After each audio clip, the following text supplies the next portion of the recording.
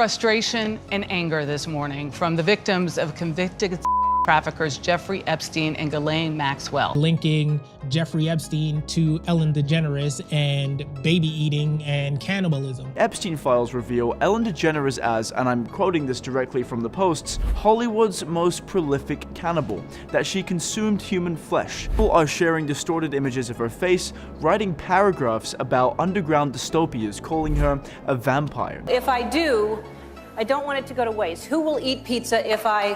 Jennifer? Yes? Harrison? Yes? Yes? All right. Too large? What do you think? I'm going to order some pizza. That's what I'll do. Ghislaine Maxwell sat in front of a camera inside a Texas prison, looked at a panel of United States congresspeople, and said the same sentence over and over again. I invoke my Fifth Amendment right to silence, more than a dozen times. That was it. Just silence on repeat from the woman who arguably knows more about what really happened inside Jeffrey Epstein's world than almost anyone still alive. The thing is, everyone in that room already knew it was going to go exactly like that. The committee knew her lawyers had told the press, and the whole country watched a performance that was never going to produce anything. So why does it still feel like something significant happened? Because it did. And not because of what Maxwell said, but because of everything swirling around that moment. The documents that had just been released, the celebrities whose names suddenly appeared in government files, the public rage that has been building for years over who exactly has been protected and why. That is what this video is actually about. Frustration and anger this morning from the victims of convicted traffickers Jeffrey Epstein and Ghislaine Maxwell. For a full month, the Trump administration has tried to extinguish the fiery controversy over the case of Jeffrey Epstein and whether some of Epstein's crimes and cohorts are being covered up by the government. In a controversial move Friday, the administration added more fuel to the fire. On the issue of trafficker, you think that's traumatizing to victims? I think what makes it traumatizing to victims when we hear about pardons and all this work of trafficking is that, again, the rich and powerful are getting a pass, and what about me?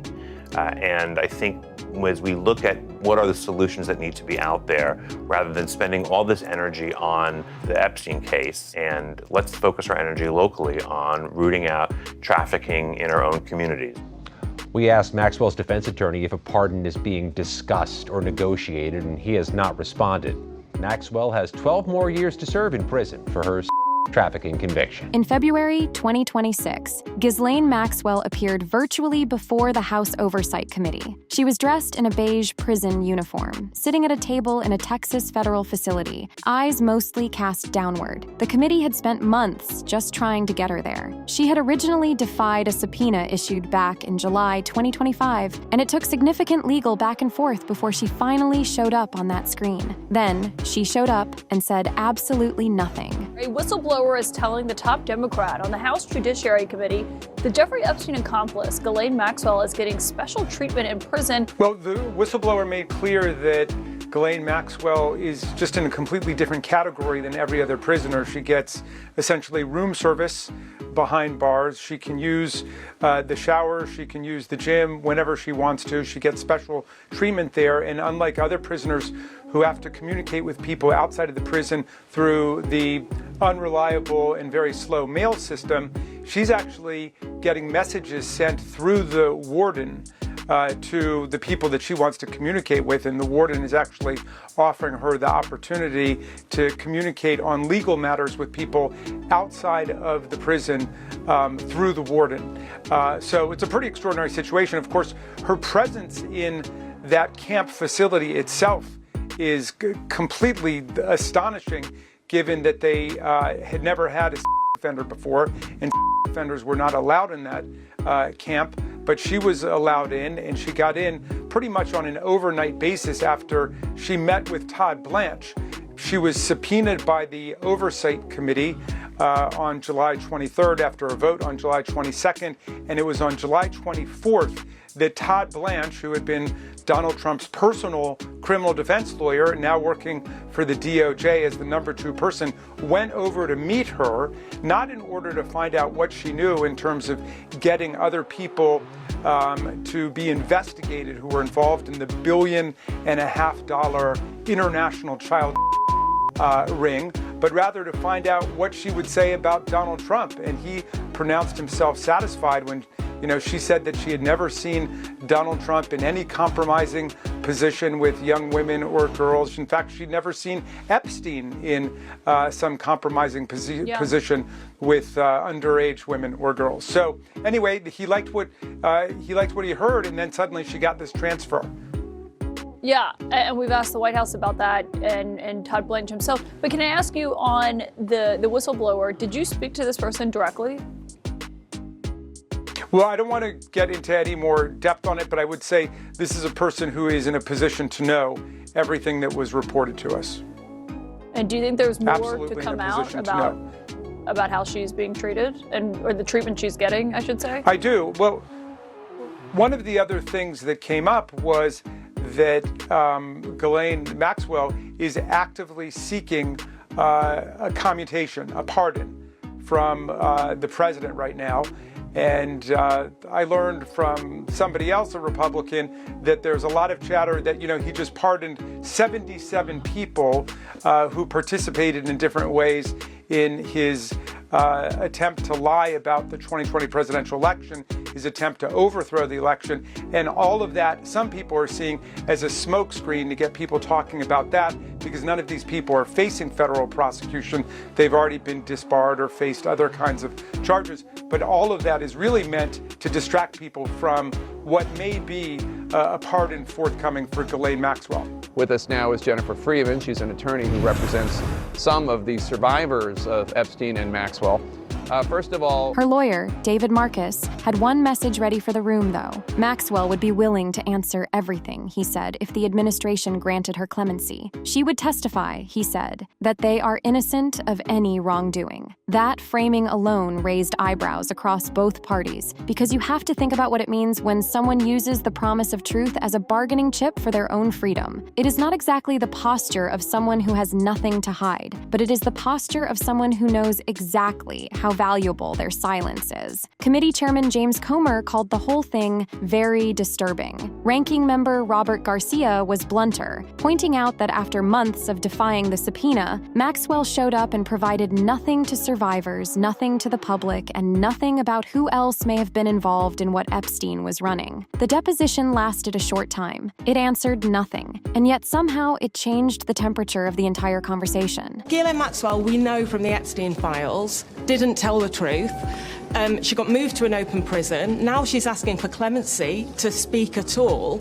Was it a mistake to move her to that prison? Should she be moved back? I don't know the rationale for moving her from one prison to the other, but look, initially she had asked that the Oversight Committee grant immunity, and when we met with the survivors of Epstein, it was pretty clear, according to the survivors, and you know, we had 20-some members in that meeting, that Maxwell was a very bad person, and she committed a lot of crime.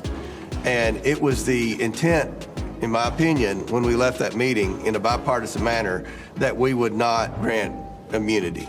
Now, what she said today, she's asked for clemency from the president. So I personally, for the reasons you just stated, don't think she should be granted any type of immunity or clemency. But we'll obviously, you know, as more documents are read and understood, then we'll go from there. While everyone was watching the Maxwell deposition theater, the more significant story was quietly unfolding in documents. In November 2025, Congress passed the Epstein Files Transparency Act, and the administration signed it. It required the Justice Department to release nearly all remaining Epstein-related documents by December 19th. The DOJ missed that deadline. When they finally released a first batch on December 19th, it was heavily redacted. Lawmakers on both sides of the aisle were furious. Survivors were furious, and the public had been promised transparency and got blacked out pages. Good evening, I'm John Yang. Overnight, the Justice Department released hundreds more heavily redacted pages of material it had gathered on convicted offender Jeffrey Epstein. Still, what's been made public so far falls well short of the full disclosure required by the law Congress passed last month. These new releases come in addition to the thousands of pages of photos, correspondence, and other material released on Friday afternoon. And the Justice Department says there will be much more to come in the coming weeks. Among the latest batch, released around midnight, is a phone message slip that reads, "She has females for Mr. J.E." Jeff Mason is a White House correspondent for Reuters. Jeff, these new files, or the files even that were released yesterday, tell us a lot about, more detail about Jeffrey Epstein. But does it tell us anything about his relationship with Donald Trump, with President Trump? Very little, and that's one thing that people were maybe anticipating getting more information on, but the files have some mentions of Trump and some conversations, but no photos.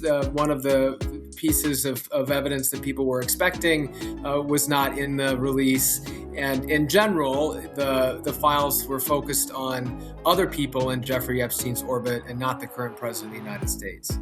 Even with that, this is now going to be spread out over several weeks. It's not going to be a one-day story, one-day headline. Does the White House have a strategy to deal with that? Well, their strategy so far has been largely to say, A, that they are being very transparent by doing these document release and following the law. A statement from a White House spokeswoman yesterday pretty much said just that and accused Democrats of not answering questions about their connections with Jeffrey Epstein. I think broadly, the White House would be happy for this whole issue to go away, and that is evidenced by the fact that President Trump spent months trying to prevent these documents from coming out. That led to a lot of discord within his MAGA base and led to some divisions within Congress amongst Republicans. In the end, they ended up passing this law and the president signed it. But some Democrats and, in fact, at least one Republican are saying that the administration did not follow the law with its limited release on Friday. Well, one of those Republicans is the co-sponsor, Representative Thomas Massie of Kentucky. He tweeted today that the release grossly fails to comply with the law. What can they do? Can they go to court and sue over this? Well, that's a good question. I don't know if that's something that they're thinking of doing. Certainly, I do know, because this is what the Justice Department has said, is that they're planning to release more, but they are saying that there are so many things that have to go through that they just couldn't basically do it all in one batch, but that there will be multiple additional batches coming. But as you say, even the co-sponsor of the bill on the Republican side, Congressman Massie, is upset about that. Then on January 30th, 2026, 3 million more documents dropped. Attorney General Pam Bondi announced that everything had now been released. The DOJ sent a 6-page letter to Congress listing hundreds of prominent names that appeared throughout the files. The letter was careful to note that appearing in the documents does not indicate wrongdoing. That caveat has become one of the most important phrases of this entire saga, because names appearing in those files ranged from heads of state to entertainers to scientists to business executives. What investigators, journalists, and the public are now working through is figuring out what context each name actually appeared in. A name in a contact book is different from a name in an email arranging travel. A photograph at a public event is different from a photograph taken in a private setting. The documents are so voluminous that the full picture is still being pieced together, which is part of why so many people remain unsatisfied with how this has all unfolded. The transcript of the congressional testimony of the former Attorney General, Pam Bondi, was just released. Now, there's a lot there, but let me focus on something that I think is key and important. The reports are that the Department of Justice is sitting on 3 million documents related to the Jeffrey Epstein case. 3 million. Now, Pam Bondi was asked about that, and she said that she was told, her understanding was that those documents have not been turned over for 3 reasons: non-responsive, privileged, or duplicative. Remember, those are the 3: non-responsive, privileged, or duplicative. Those categories make no sense. Let's take it from the back to the front. Duplicative. Well, who cares? Turn them over. We'll see if they're really duplicative. We'll be able to see it. Big deal. If you're like, so what? We get 2 copies or 3 copies when there was 1. Second category, privileged. The Epstein Transparency Act, as members of Congress have said, does not allow for claims of privilege. Period. The end. So the department can say, oh, we want to withhold this based on some undisclosed claim of privilege, like attorney-client privilege or some such privilege. None of that is allowed under a congressional statute. The end. So they cannot claim that that's why they're withholding something and also be within the law. Final category, non-responsive. That's a fancy way of saying unrelated. That makes no logical sense. To say that there are documents that have nothing to do with the Jeffrey Epstein case is an irrelevancy. So everything related to the Jeffrey Epstein case needs to be turned over, and none of the three categories make any sense. It makes it clear that the Department of Justice is not in compliance with the Epstein Transparency Act. This is food for thought when Todd Blanche comes up for his confirmation hearing to be the Attorney General of the United States. Pam Bondi also made it clear that Todd Blanche had a key role in all of these decisions. So what that means is, for Todd Blanche's confirmation hearing that's going to be upcoming, keep your eye on the ball, because this is going to be a key area for questioning. The released files contain references to an enormous number of famous people. Politicians and celebrities are present in the photographs. Mick Jagger, Woody Allen, Prince Andrew, Kevin Spacey, Chris Tucker, Diana Ross, and dozens of others appear across various documents and contact lists. A 6-page DOJ letter sent to Congress listed hundreds of prominent individuals whose names showed up somewhere in those 3 million pages. Now, the critical thing to understand is that being in those files does not automatically mean someone did anything wrong. Whoopi Goldberg explained it well during an episode of The View. She confirmed her name appeared, then explained the context. It was essentially an inquiry about whether Epstein could offer his private plane for a charity event she needed transport for. That is it. Her name is in a document. She never met the man. That is a very different situation from someone who repeatedly traveled to his properties or appears in surveillance photographs. Joining me now is writer and comic Michael Loftus. Michael, let's start with Whoopi Goldberg. She's denied having any involvement with Jeffrey Epstein after her name appeared in the files. Here she is on The View with her side of the story. In the name of transparency, can you put up my name is in the files. It says, Whoopi needs a plane to get to Monaco. John Lennon's charity, it should say Julian Lennon's charity, is paying for it. People are trying to turn me into, I wasn't his girlfriend. I wasn't his friend. You were too old for him. I was not only too old, but it was at a time, where this is just not, you used to have facts before you said stuff. But Trump. Michael, what's your reaction to that? Interesting that to support a charity, she needs a private jet to Monaco. I mean, I would have thought you'd jump on a plane, pay for your own airfares, but put that to one side. What's your reaction to that? I feel bad for Whoopi Goldberg. This is so cringy. She could have bought a ticket. She could have hired a jet. There's service. She wanted to be close with Jeffrey Epstein. She wanted in. This was her excuse to ask him for a favor. And she doesn't say his response. He just wrote back 2 words. No thanks. So Jeffrey Epstein, who's world famous for he likes women, he likes the ladies, he likes to party, and Whoopi Goldberg is like, hey, wanna hang out? And he's like, no thanks. Oh, Jeffrey Epstein turned her down. She's gonna be going to therapy for years to get over that. And the private jet thing, it's not a good look. But it's got to be said, there are a lot of names in the files that aren't guilty, but there are also names who deserve far more scrutiny. In the US at the moment, you've got saturation coverage of this Nancy Guthrie story, the suspected kidnapping of TV host Savannah Guthrie's mother. It is a terrible case, but the coverage, Michael, has just been completely out of whack when you consider the coverage of the Epstein files.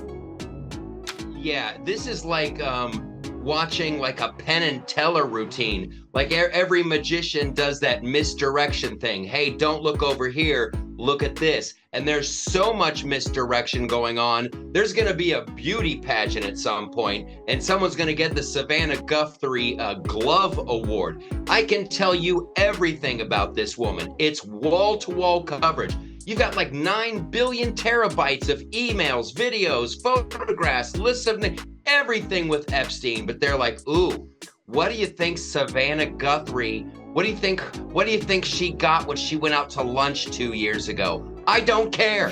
Somebody tell me about Epstein. Tell me about people getting arrested, for the love of God. The problem is that online, the nuance disappears completely. A name on a list becomes a guilty verdict in the court of social media within hours, and that environment of rumor and reaction is exactly why some of the wilder claims spreading around this story, things that have been rated outright false by fact checkers, are getting millions of views, while the actual documented reality gets far less attention. The real story is complicated, but the fake version is easy, and that gap is doing real damage. There is something worth examining in the way Maxwell has handled every opportunity she has had to speak. This was not the first time she sat across from people with questions and chose not to answer, but it is perhaps the most publicly visible example of the approach she and her legal team have taken since her conviction. When Deputy Attorney General Todd Blanche flew to Florida last summer to meet with Maxwell directly, she did cooperate with that conversation. Transcripts of that interview were later released and ran to over 300 pages. She had been granted limited immunity for that session, but the moment she was in front of Congress with cameras involved and no immunity deal in place, the Fifth Amendment was her only answer. Acting Attorney General Todd Blanche is not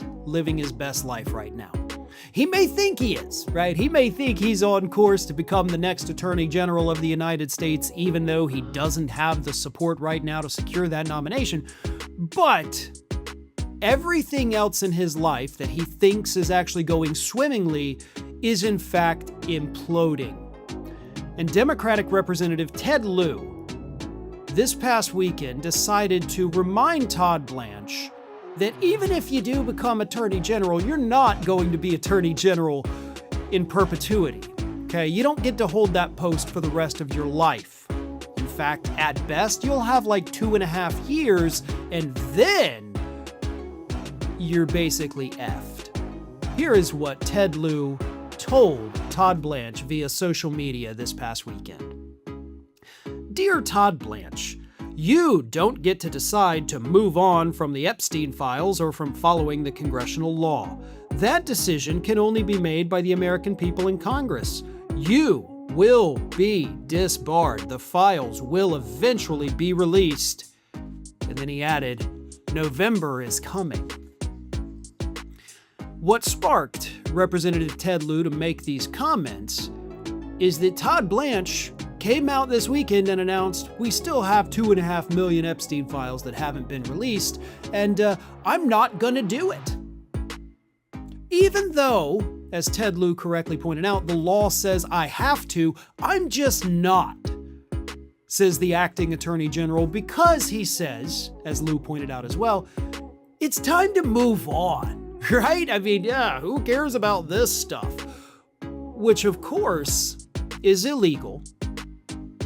And that means Todd Blanche is already breaking the law, and he doesn't even have the real job yet. And if he is breaking the law, announcing he's just straight up gonna break the law too, so it's premeditated, right? The Democrats can easily impeach him for that. Like, that's literally a crime, black and white, no gray area anywhere. So yes, he can be impeached. Can he be removed in the Senate? That'll remain to be seen, but he will be disbarred upon leaving office, not just because of violating the law, but also because of the illegal settlement that he arranged between Donald Trump and the IRS, which of course Donald Trump also controls. You have a group of several dozen retired federal judges that challenged that settlement in court, arguing that it was completely, wholly, totally, from start to finish, illegal. And if the courts do agree with those retired federal judges, who I imagine are probably not wrong in their analysis, then that's also another violation of the law that he can be disbarred for. So even if Todd Blanche becomes the next Attorney General, and I do actually think he will, he's only going to be living the high life for maximum of 2.5 years. More than likely, he'll end up being fired by Donald Trump because he won't be able to deliver on the things that he promised Trump he would, like prosecuting his political enemies. That's going to fall apart rather hilariously in court. But after that, the real world is going to smack you in the face. The Bar Association is going to smack you in the face. The court system is going to smack you in the face. And even if Donald Trump pardons you to where you can't be prosecuted for the laws that you're announcing you're breaking, you can still be disbarred for them. Trump can't save you from that, and then your whole life and career is ruined forever.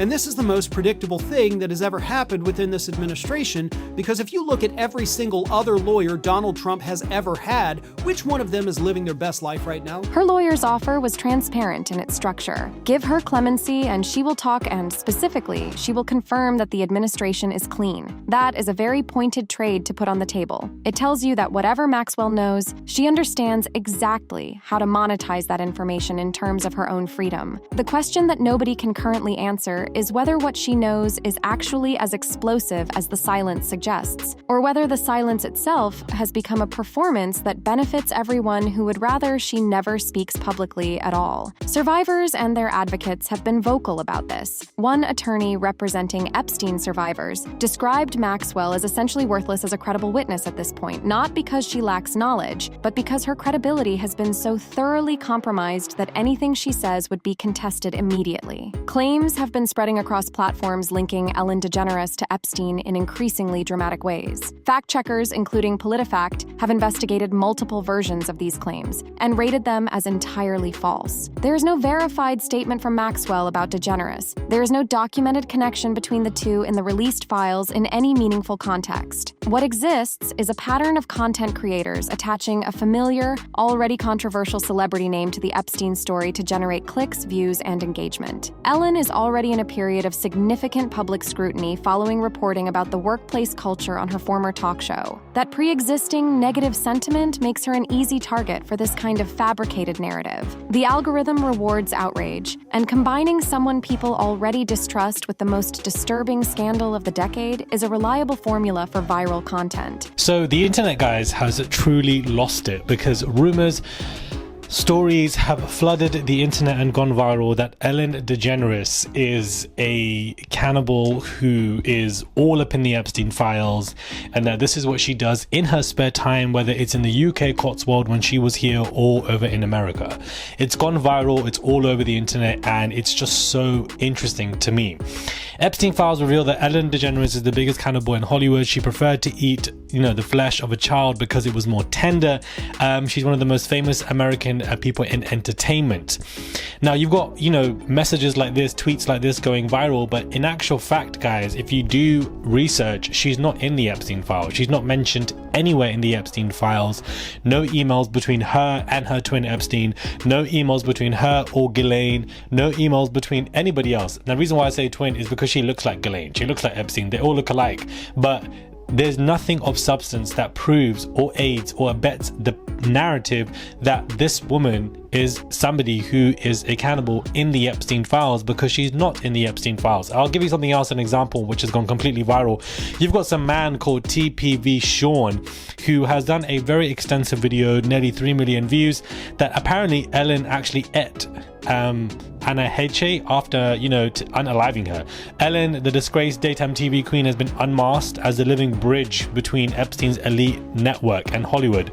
How would that be the case? How can she be described as a bridge between different entities when she's not even in the files? I feel like people need to ground themselves when we are discussing people, because we get insane rumors like this.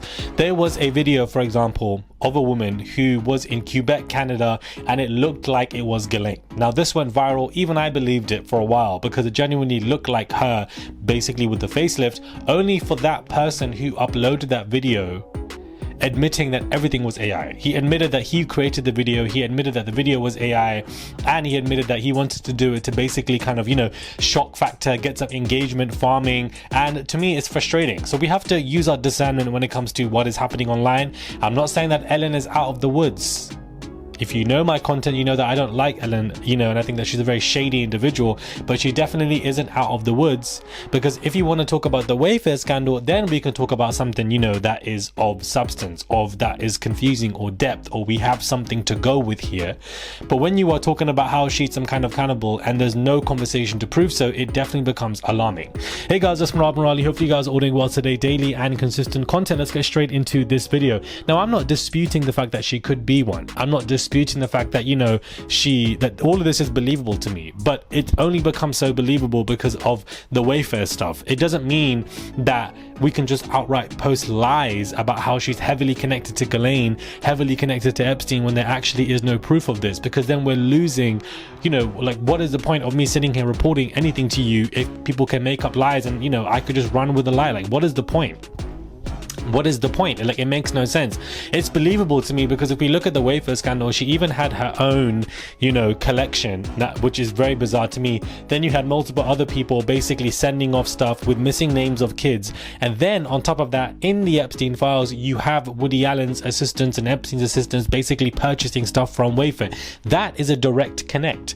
That is what we can, you know, jump off on and basically build a theory based on what we've seen in the files, which is what I've done a video on a couple of weeks ago. That makes sense. Now, if there was an email or some files or connect between Epstein and Ellen in regards to cannibalism, then that is a direct connect, which does not exist, which I think is unfair on her. And the reason why I say this is because you've got multiple look guys, one specific tweet: the Epstein files exposed Ellen as Hollywood's most prolific cannibal. This has got 12 million views, right? There's no proof of this. There's no evidence that she engaged in this in the files. There's nothing. I've looked through the files, I've done my research, I've looked through the trove of them. Everything that could mention Ellen's name has nothing to do with cannibalism or anything in the files relating. It's just, you know, random articles with her name in it. That's it. Why are so many people so willing to believe essentially anything attached to this story without demanding evidence? That is not just a media literacy question. It speaks to something deeper about how little trust people have in institutions right now. When official channels have spent years obstructing, redacting, and slow-walking information, the vacuum gets filled by people who are willing to say anything, and audiences who feel deceived by the truth become vulnerable to whoever shouts the loudest. In all of the political theater, the celebrity name drops, the social media speculation, and the legal maneuvering, there is a group of people who tend to get lost in the coverage. The survivors, the actual human beings who experienced what Epstein and Maxwell built, and who have been waiting not for entertainment, but for accountability. Some of those survivors have spoken out during this entire period, and what they have said is striking. One attorney representing multiple survivors described the DOJ's handling of the file release as strategy through incompetence, meaning the confusion, the delays, the redactions, and the overwhelming volume of documents dumped at once function to obscure rather than reveal, regardless of whether that is intentional or not. The FBI, it emerged, wrote a 2025 summary acknowledging there were accusers claiming harm at the hands of men and women, plural. The summary noted there was not enough evidence to federally charge those individuals, and cases were referred to local law enforcement. It tells you that the network of people potentially involved in what Epstein operated was not something investigators ever fully mapped, at least not publicly. Survivors have been consistent in one message throughout all of this. They want names, context, and redactions gone. They do not want another theatrical moment that produces headlines, but no accountability. The Maxwell deposition was, for them, just the latest in a long line of disappointments dressed up as progress. Their patience at this point is beyond impressive. What we are living through right now is something genuinely strange. 3 million documents have been released. A woman who may know more than anyone is sitting in a Texas prison trading her silence for the possibility of freedom. Famous names are appearing in files, while platforms fill with claims that are completely fabricated. And somehow, in the middle of all of it, the clearest voices are the ones that belong to people who are still waiting for justice after years of being ignored. The story of what Epstein built, who enabled it, who knew and who was protected, is not finished. It is not finished because Maxwell has not spoken, and the redacted portions of those documents still hide reasoning and decision-making that the public has a right to understand. It is not finished because every time someone shares a fabricated headline about a celebrity, they make it harder for the real documented story to reach people who genuinely want to understand what happened. The question is not really about any one name on any one list. The question is why the most powerful country in the world has spent years unable or unwilling to answer questions that survivors have been asking since the beginning. What do you think is actually stopping that from happening? Let us know what you think in the comments below. If you liked this video, hit that subscribe button so that you never miss out on any new videos. And until then, fam, keep it real.